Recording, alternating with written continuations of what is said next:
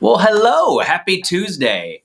You've got Brian and Tisha White here with Blue Fuse Group at EXP Realty. It's been a little while since we got together to hang out with you, so we are super excited to do that today.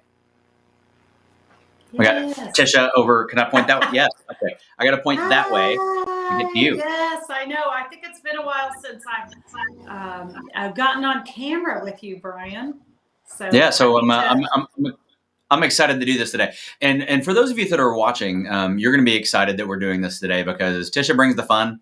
Or if you've been watching my show, you've been, I got a little bit more of the business. But Tisha's going to bring a little bit more of the fun, and we're going to have a good time doing this today. No pressure now. No pressure. No pressure. So, if you guys don't know, we are a husband and wife team. Brian and Tisha, we have been in real estate together for more than 6 years now in North Texas. We love it. We live it. We've been in the area for 14 years and raising our boys here. So we're excited to have a little bit of fun with you guys and talk about a little fun, a little real estate, and a little bit of market prediction and what we think is coming. Yeah, let's have some fun. Yeah. So the three things that we're going to talk about, we're going to get into. We're talking a little bit about the state fair. This channel is called Moving to Dallas, Texas Guide because a lot of the folks that watch us are moving in from out of state. Right, they're moving in from kind of all over the country. You were just on the phone with somebody just now that was moving in from out of the area. Yeah, absolutely. I mean, we have been moving a ton of people from out of state. Many of them are finding them through our Dallas, Texas Guide. So make sure that you subscribe to our channels and follow us on our socials. We do give a lot of great information, and we're connecting with a lot of people that are moving here from out of state. And, things really vary from state to state. So we like to just keep you updated on that and have some fun on some fun things that are happening in the area as well. Hey, and if you are out of the area, then we'd love to have you drop that in the chat. We just love to know where you're coming from, where you're watching, and that'd be cool. That'd be great. So one of the things that a lot of people don't know, a lot of states have fairs. There's a lot of state fairs around the country. Maybe all of them. I think probably all of them have a state fair of some kind. But everything's bigger in Texas. And we're coming off the Texas State Fair, which just wrapped up a couple of days ago. And the Texas State Fair is nuts. Yeah, this Texas State Fair is a massive, massive state fair. It runs from September 24th to October 17th. So yes, it just wrapped up 2 days ago. Although we did not get there this year, we have been to the state fair before, and it is filled with all your favorite fair things. And what's it like? What's it most known for? Like, what's the fair most known for here? Maybe big techs. Okay, so number one is probably big techs. Number two is fried food. Fried foods of all kind. I mean, they fry butter. They do fried butter. Okay, so what's your favorite? What's your favorite fair food? Okay, well, Brian, I don't like a lot of fried food, so I have to tread very lightly on this. But if I'm going to have fried food, I'm going with the tried and true funnel cake. I knew it. I was going to call you out on a funnel cake if you didn't share it. So I mean, basically, it's like a donut, and then they just pile on the powdered sugar. Yeah, that's what I'm eating. It is just a delivery mechanism for powdered sugar. Is really all that. I'm going to have to say. So I'm in on the fried Twinkies or the fried Oreos. Oh, nice. Basically, yeah, good call. Basically, just a dessert. One of the things that makes the fair so awesome is really October is like the best month of the year in Texas. Oh, it is absolutely fabulous here right now. It is cool in the nights, crisp and beautiful in the day. I think today it's 82 degrees. So, you could start the morning with jeans and a light jacket, and by the end of the day, you have on your T-shirt and flip-flops. So I played golf yesterday and got out to the course at 8 a.m. and froze my tail off because it was 45 and I was in shorts. Yeah. So by the end, I was cooking because it was 80 degrees and it was awesome. It was awesome. So it was And we great. do have a 20-year-old son, and he went with his friends down to the state fair this year. He just went this past weekend. And, one of the awesome things that you're now able to do in Dallas is take the public transportation system down to that area. It's Yeah, the, down to the area is Fair Park. what is the transportation system called?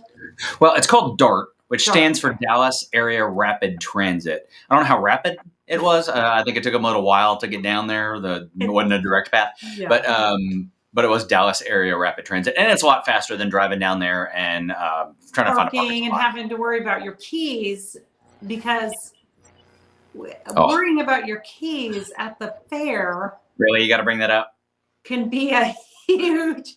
Okay, I have to detour for a quick story. Just one quick story. We're speaking of fairs.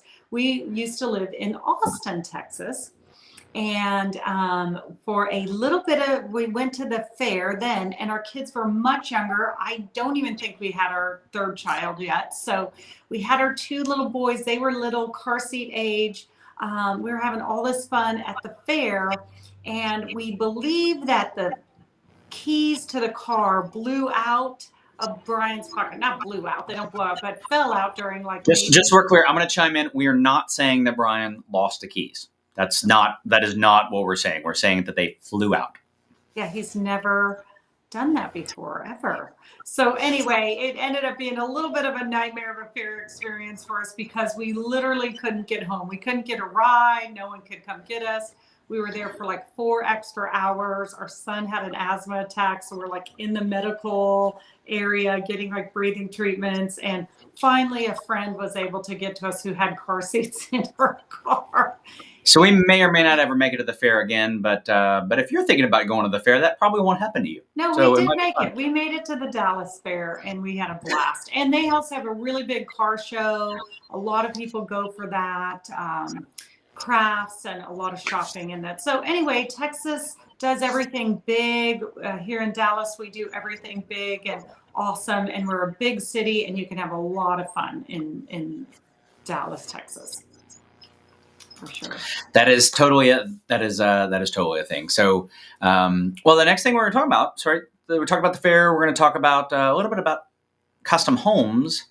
And first, when people think about moving to Texas, and a lot of times even people that are already here, they kind of have this dream of buying land, moving out to the country, and maybe building their own home, whether that's their dream home or maybe that's the dream land and they just want to build their own home.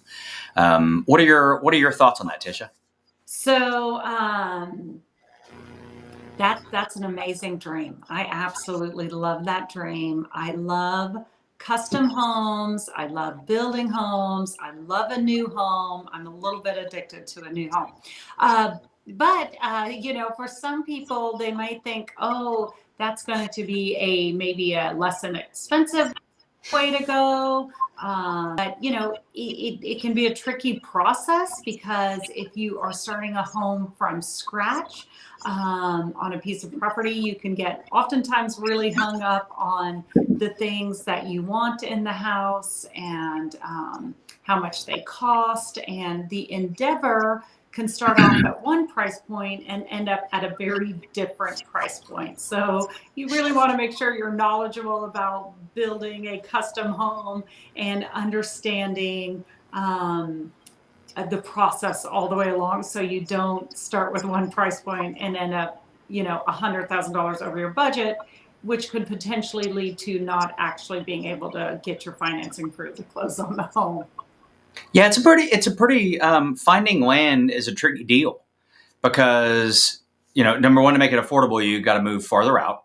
So you are moving out to the country, maybe even a really long way out. And then once you get the land, man, there's a lot to think about. There's how are you getting power? How are you getting utilities? Are there any easements? Is there anything that you need to factor in? And builders and maybe even your realtor can certainly, if it's us, we can help. But your realtor can help you navigate through those things. But there's a lot more to think about.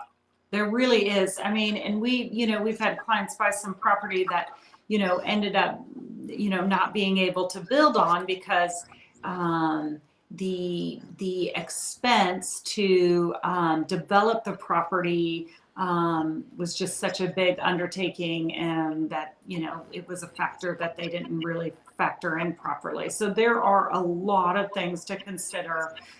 There's several experts you want to consult with when you're doing something like that. But Brian, that makes me go to the next point. A lot of times when people are custom building, they're actually finding the lot, and a lot of times those lots are already owned by a custom builder. Yeah, and that's one of the that's an interesting part of the struggle, right? Is whether it's in a neighborhood where kind of a lot of times what'll happen is a developer will buy 20 acres or 50 acres or buy a relatively small patch of land, and they'll go develop that into acre lots. And a lot of times the custom builders already own those. And, there can actually be some goodness from a land perspective in that, or even being in a master plan community, because more choice isn't always a great thing.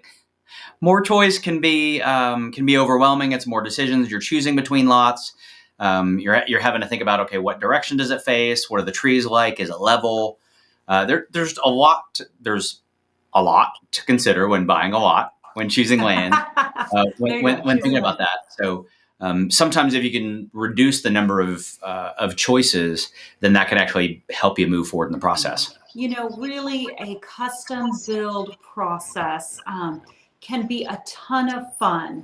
And it's something I really enjoy, but I've done it several times.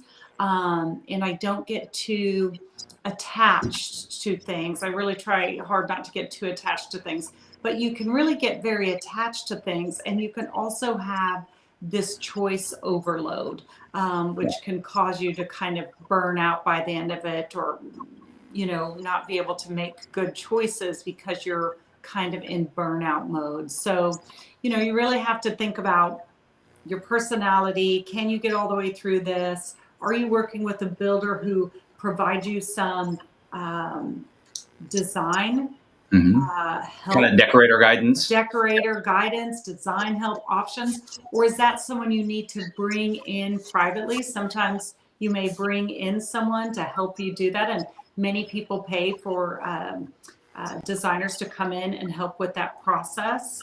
Are you saying that not everyone has great taste and an ability to make selections that work? No, I would say most people are really challenged on that. It's a hard thing. It's a very difficult thing to do, to put together a whole house. And have a vision before it's even, like you're at the floor plan stage. Yeah. And have a vision for how things are going to lay out. I don't have it.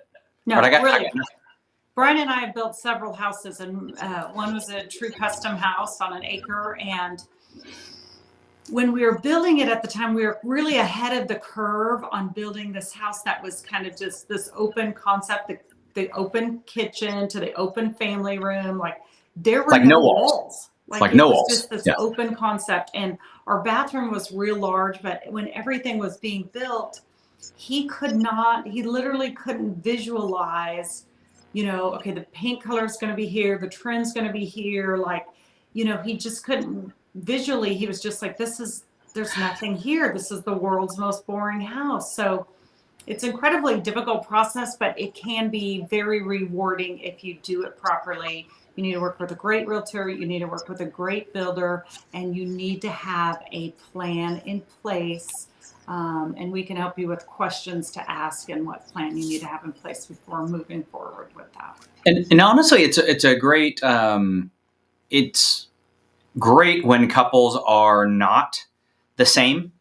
When a lot of times they say opposites attract, and a lot of times it's the gifts that different people in in a partnership have that help make the building process work. And it can also make that can also be part of what makes it stressful, right? But so when you've got two people that are saying, oh, we got to have this, we got to have that, that can be some of the beauty and some of the challenge of building a custom home is, you can do whatever you want to. Yeah. And everything's an upgrade, right? You can get the Wolf appliances if you want to. You can get the metal roof if you want to. You can you could do Tons whatever. of hardwood floors. You can You can do build a all the huge things. patio. Like you can do all the things. Um, I'm going to say my best advice when you're getting ready to build a home. This is whether it is with a builder like who's more of a cookie cutter neighborhood builder or a all the way up to a custom builder, is you want to get as much information, make as much decision making as possible before This is you good. even start the build out of Yeah, the home. yeah. You're going to have an opportunity to do a blueprint walkthrough. During that walkthrough, you want to make all your major decisions then in terms of the structure of your house. And make as many structural decisions as you can, and then big purchase decisions like knowing your flooring. Are you putting hardwoods in everywhere, or are you going to put carpet in the bedrooms? Where are you going to have tiled areas? Kind of what's your tile budget? So you want to know these things in advance. If you're looking at it going, oh, I can make changes as I go along with that, that's when the process gets expensive and very, very time consuming. And long, right? So it Yeah, can be time consuming because you're going to make those selections kind of one off and down the line. But that's also when you hear these people talk about an 18-month, 20, these crazy long custom building process. Well, that's typically driven by sometimes it's weather, sometimes there's builder delays, but most of the time that's the home buyer making changes and making changes in the process or taking longer to make decisions. So the more you can do up front, the faster it's going to go. yeah, absolutely. And if you follow us on any of the socials, I post a lot on Facebook, and the there it's also super important when you're building a home to understand the stages of the build process, because there's going to be a time when your home is looking like it's pretty close to ready, and then you go in there a couple days later and there's like holes punched out all over your wall and dirt covering everything, and they've left their sandwiches in there, and you're thinking, there is no way this house is going to look good. This is a disaster. Houses are never uglier than they are 2 to 4 weeks before closing. 2 to 4 weeks before closing, they're never uglier because there's still like holes in the drywall. There's They're fixing stuff everywhere. It's just a mess. Mm-hmm. So it's a really fun process. We really encourage people to look at new builds and not to shy away from them, but we encourage them to make sure that they're working with people who know what they're doing and can walk them through the stages and advise them appropriately about each stage, because it really can be a fun process. And let's face it, a new build property, when you move into that property, you are getting a house that's under warranty. You're getting new ACs, brand new roof, brand new plumbing, brand new appliances. And even though a house takes a little while to kind of get working and get flowing and like for everything to work properly, you have the builder to come in, work on those things, and then your house is under warranty and it's pretty maintenance free for a good while. Especially nowadays, they're building such greenhouses, and with you have lower AC bills, and there's just a lot of advantages. And That's actually a great point. So our house was built in 2005, and we'll get to this in a second. But we're kind of evaluating. Do we stay or do we go, sort of thing. And we can actually, if we were to build new construction, we could save a fortune. I mean, we could save a fortune in our utility bill because it's a 2005 house, right? So, we've got older ACs, we've got windows that, just older windows, they leak air. Nothing wrong with the windows. That's just the kind of thing. So this wasn't on, you started going down the path, and this wasn't on my agenda today, but I think it's smart to talk about. And that's when you're building, it's still a great idea to work with a real estate agent. And part of the reason is, so builders are awesome, and they do a great job working you through the process, but it's still helpful from a finding the lot, working through the deal up front, all the way through the process to really understand, is this what should be happening at this stage? What kinds of things should I be thinking about? I'm thinking about upgrading this. Am I going to get a return on the dollars that I spend in this area? And having a real estate agent advise you throughout that process can be a great financial decision, even though you're not actually the one paying for that. The seller, the builder, is the one paying the realtor's fees. But it can be a great financial decision for you. But it can also be great for sanity, because sometimes you can get, stuff goes wrong. Sometimes you can get fired up during the process, and you're like, but that's normal. And a realtor can help you through, the sanity part of that process. Mm-hmm. So if you're thinking about new construction like that, you want to ask your real estate team, have you worked in new construction? Have you built new construction homes? Like how well do you know the process? Because Brian is right. Like, the builder, they're doing their job. Their job is to get their house done and get paid at the end of that, and you're doing your job, which is to build a house and, at the end, not spend all your money on it. And, a realtor is just an awesome, we get paid oftentimes just for our expertise in the marketplace and to help you guys figure out, are these the best choices? Because everything we do, we have resell in mind. Yeah. And I literally just got off the phone, Brian had mentioned, with a client who's coming from out of the state. And one of the things we were talking about is like, I really don't want to make a bad investment on a house. Like, how do I ensure I'm not going to make a bad investment? And I was like, well, you have Brian and I as your real estate team. We're going to run comps for you. We're going to show you what other houses have sold in the neighborhood, how fast they sell, for what price point they sell at. We're going to look at, what kind of yard are you getting? What direction is your yard facing? What are the upgrades in this particular house versus the other house that sold? So we're kind of analyzing a lot of data very quickly to help you make those decisions. And when you're in a new build situation, you can very easily, like I talked about, you can very easily get out of whack and make choices that are pricing your house really out of the market. So if you did have to turn around and sell it, it could get a little dicey. So the very first house we were ever going to build, man, I was going to upgrade the heck out of that thing. We would have been priced way out of the market. Now, 30 years later, I think we did on our first house. Oh, we actually, it wasn't that house. It wasn't the like the Kenwood, I think was the name of the plan that I wanted to build. But anyway, whatever. So moving on, so we are talking about custom building, and let's talk a little bit about if you're thinking about buying a home, how should you be thinking about the market? So, and I'm going to say, if you're thinking about building a house in the next 3 to 4 years, let's talk about how you might be thinking about the market and evaluating, is now a good time to buy, or should you wait? Okay. So I'm going to see if I can make this work and get. Oh, look at this. I'm not sure. Can I get?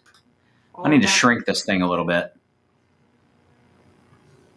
I don't think they're going to be able to see all of that. So let me.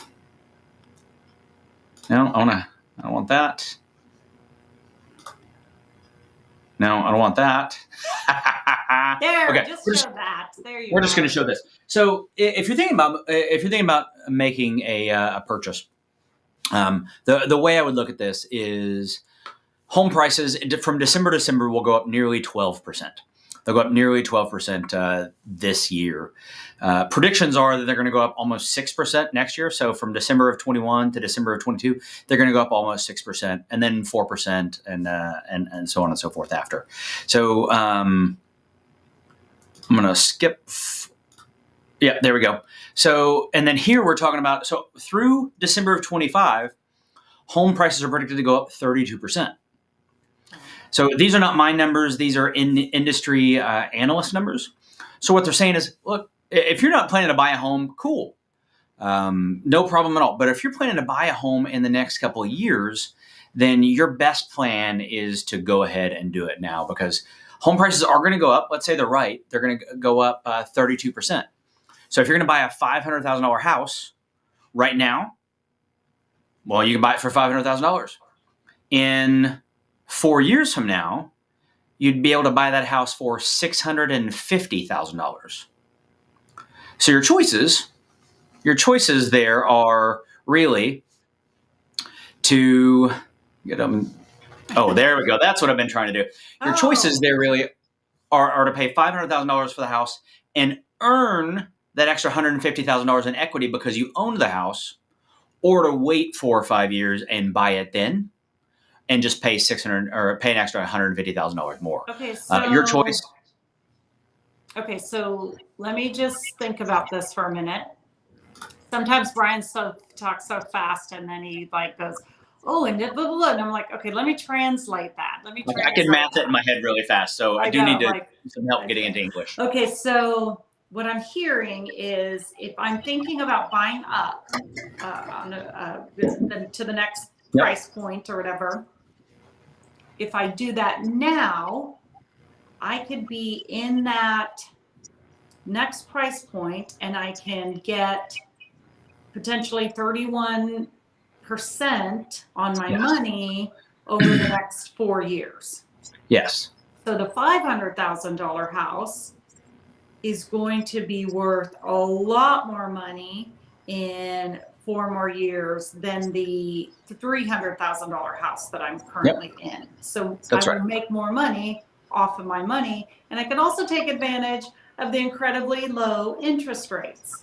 Yep, that's totally right. So, and look, if you're in a $300,000 house, cool, because you're going to make that same 32%, and that's great. You know, over the next 3 years, 30% of $300,000 is $90,000. But if you're ever going to buy up, then do it sooner than later, because, right, if you're at that 300 level and yours goes up to 390, in that same time, that 500K house goes up to 650, well, it becomes harder in 4 years for you to stretch, right? That, like it or not, that is a case of the rich get richer. The more expensive homes grow pace or pace faster, so it becomes harder to stretch. That's, honestly, guys, we love our house. We've got a great house. We're looking at making a change and moving up purely for the financial investment reason, because bigger numbers will grow faster. And we see that as an opportunity. So I don't know if that helps you in the way you're thinking about things, but that's the way we're looking at it. Yeah, and I think what's important about that is because a lot of people say, well, I'm going to wait a few years till the market cools off. Yeah. But none of the indicators that you've been reading about or talking about, or the articles that we're seeing, are suggesting that is going to happen over the next 5 years. House values will continue to go up over the next 5 years. Because so I put the numbers back up on the screen. Yeah, I'll put the numbers back up on the screen here, and you can see what they're predicting over the next 5 years. The good news is, in 23, we're seeing the numbers start to come back down. We're at 4%, 3.5%, 3.5%. So we're getting back to a more normal market. Mm-hmm. I think. Are these numbers specific for our area? These are national numbers. Okay. Yeah, these are That's a great question. We're seeing similar results across North Texas. Lots of people and lots of businesses are moving in from around the country, particularly from the West Coast. We're seeing people move in. They're moving in for political reasons, for economic reasons, for religious reasons. They're moving in for a lot of freedom reasons, the things we enjoy in Texas. So we expect, because people are moving in at a faster rate, honestly, than we can build houses, that we'll continue to see our home prices be very, very strong and continue to rise for years to come. I like equity. Equity is a good thing. Equity is a good thing. Just remember that equity is a good thing. So no one wants you to go broke on your house. No one wants you to be house poor, for sure. But if you are in a position to take advantage of the low interest rates and rising home prices, now may be a great time to have a conversation about buying up to the next price point. We're super pumped that you guys decided to hang out with us today. If you haven't already, be sure to mash that subscribe button so you get our updates, because we're going to do this each and every week. I'm Brian, and that is my lovely bride, Tisha White. We're your Dallas real estate experts with EXP, and we will see you soon. Thanks, guys. Bye.